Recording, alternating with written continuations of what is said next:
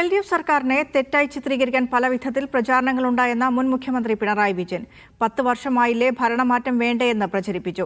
ചിലരെ ചില കാര്യങ്ങൾ തെറ്റിദ്ധരിപ്പിക്കാൻ സാധിച്ചിട്ടുണ്ടാകും. എന്നാൽ അതൊന്നും ശാശ്വതമല്ല. LDF അതിശക്തമായി തിരിച്ചുവരുമെന്നും പിണറായി പറഞ്ഞു. ജന്മനാടായ മമ്പറത്ത് നൽകിയ സ്വീകരണ പരിപാടിയിൽ സംസാരിക്കുകയായിരുന്നു പിണറായി വിജയൻ. ജനാധിപത്യത്തിന്റെ സൗകുമാര്യം പൂർണ്ണമായി ആസ്വദിക്കണമെങ്കിൽ ഇടക്കിടക്ക് ഗവൺമെന്റ് മാറണം.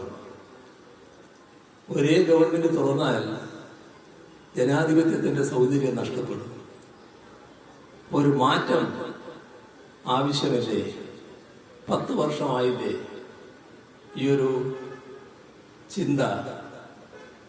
അത് വലിയ തോതിൽ ആളുകളിലേക്ക് എത്തിക്കാനുള്ള ശ്രമം മറ്റൊട്ടേറെ കാര്യങ്ങളോടൊപ്പം നടക്കുകയും ചെയ്തു. ഏതായാലും ജനങ്ങൾ വിധി പ്രഖ്യാപിച്ചു. അത് ഭരണം മാറട്ടെ എന്നുള്ളത് തന്നെയാണ്. അതിനോടുള്ള ഞങ്ങളുടെ സമീപനമാണ് ഞാൻ നേരത്തെ വ്യക്തമാക്കിയത്.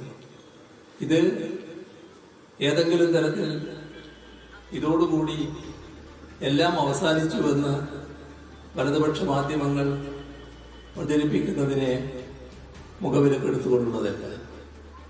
ഈ തെരഞ്ഞെടുപ്പിൽ ഇത്തരമൊരു ജനവിധിയാണ് ഉണ്ടായിട്ടുള്ളത്. എന്നാൽ അതിശക്തമായി LDF തിരിച്ചു വരുമെന്ന കാര്യത്തിൽ ആർക്കും സംശയമില്ല. ഷഫീഖ് നസ്രുള്ള ചേരുന്നുണ്ട് വിശദാംശങ്ങളുമായി. ഷഫീഖ്, എനിക്ക് തോന്നുന്നു ഇതാദ്യമായിട്ടാണ് കുറച്ചധികം കാര്യങ്ങൾ ജനവിധിയെക്കുറിച്ച് പിണറായി വിജയൻ പറയുന്നത്. മറ്റെന്തൊക്കെ കാര്യങ്ങളാണ് അദ്ദേഹം ആ പരിപാടിയിൽ പറഞ്ഞത്? ധർമ്മടം മണ്ഡലം കമ്മിറ്റി പിണറായി വിജയന്റെ ജന്മനാടായ മമ്പറത്ത് നൽകിയ സ്വീകരണ പൊതുയോഗത്തിലാണ് മുൻ മുഖ്യമന്ത്രി പിണറായി വിജയൻ ദീർഘനേരം സംസാരിച്ചത്. പരാജയത്തെക്കുറിച്ച് സൂചിപ്പിച്ചു. 10 വർഷമായില്ലേ, 2 തവണകളായി ഭരണം നടത്തുകയല്ലേ, ഒരു മാറ്റം ഉണ്ടാവണം എന്നൊരു ചിന്ത ജനങ്ങളിൽ ഉണ്ടാക്കിയെടുക്കാൻ ചില ആളുകൾക്ക് സാധിച്ചു എന്ന് മുൻ മുഖ്യമന്ത്രി സൂചിപ്പിച്ചു.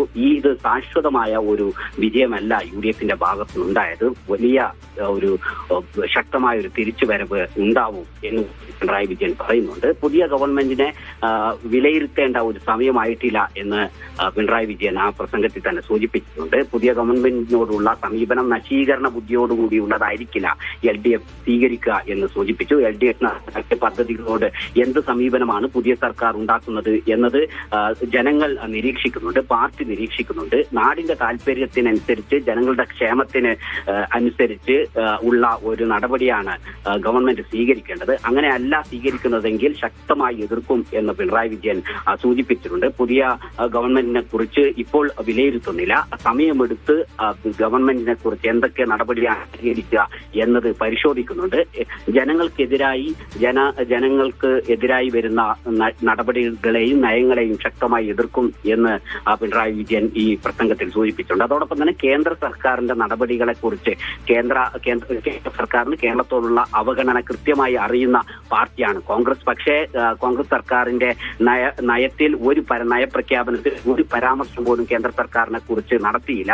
ഇത് അങ്ങേയറ്റം സംശയം ഉളവാക്കുന്ന കാര്യമാണ് എന്ന് സൂചിപ്പിക്കേണ്ടായി. അവഗണന തുറന്നു കാണിക്കുന്നതിൽ ബാധ്യത നിറവേറ്റാൻ സംസ്ഥാന സർക്കാരിന് കഴിഞ്ഞില്ല എന്നും കുറ്റപ്പെടുത്തിയിട്ടുണ്ട്. പദ്ധതികളുടെ തുടർച്ച, നേരത്തെ LDF സർക്കാർ ഉണ്ടാക്കിയ പദ്ധതികളുടെ തുടർച്ചയിൽ എന്ത് നയം സ്വീകരിക്കും എന്ന കാര്യത്തിൽ ഒരു വ്യക്തത ഇതുവരെ വരുത്തിയിട്ടില്ല. ഈ ഒരു മൗനം ജനങ്ങളിൽ ആശങ്കയുണ്ടാക്കുന്നു. നേരത്തെ കഴിഞ്ഞ സർക്കാർ ഉണ്ടാക്കിയ ജനക്ഷേമ പ്രവർത്തനങ്ങളുടെ ഒരു തുടർച്ച ഈ ഉണ്ടാക്കണം എന്നതാണ് പിണറായി വിജയൻ സൂചിപ്പിക്കുന്നത്. തിരുത്തലിന്റെ ഒരു സൂചന സർക്കാരിന്റെ ഭാഗത്തുനിന്ന് വരുന്നത് ഈ ആശങ്ക നേരത്തെ ഉണ്ടാക്കിയ ഭരണ തുടർച്ചയുടെ ഭാഗമായി LDF സർക്കാർ സംസ്ഥാനത്തുണ്ടാക്കിയ ക്ഷേമ പ്രവർത്തനങ്ങൾ ഇല്ലാതാക്കുകയാണെങ്കിൽ അതിശക്തമായി പ്രതിഷേധിക്കുമെന്നും എന്നാൽ ഇപ്പോൾ ഈ പുതിയ ഗവൺമെന്റിനെ വിലയിരുത്താനുള്ള സമയമായിട്ടില്ല എന്നും പിണറായി വിജയൻ സൂചിപ്പിക്കുകയായി. ഗവൺമെന്റിന്റെ സമീപനത്തെ ആശ്രയിച്ചായിരിക്കും ഞങ്ങൾ സമീപനമെടുക്കുക.